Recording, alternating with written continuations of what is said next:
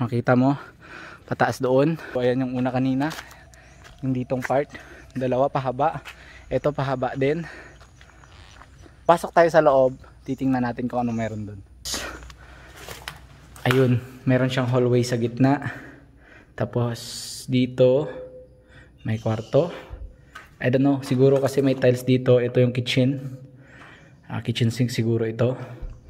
Tapos ito parang lobby, siguro a sort of lobby. Tapos kabilaan may makikita kang kwarto, kwarto rito, kwarto rin doon, and so on hanggang sa dulo.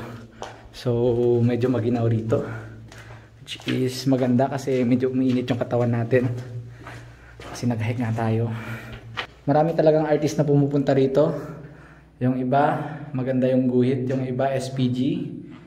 Ayan, makita mo mga guhit nila. Diretso lang tayo, titingnan natin kung anong meron doon sa likod. Ayun, nandito na tayo. Ayan yung hallway, doon tayo galing kanina sa labas. Diyan tayo kanina galing. Tapos makita mo yung ibang buildings dito, yung kanina. Yan, tsaka yung isa doon sa likod. Tapos wala na doon.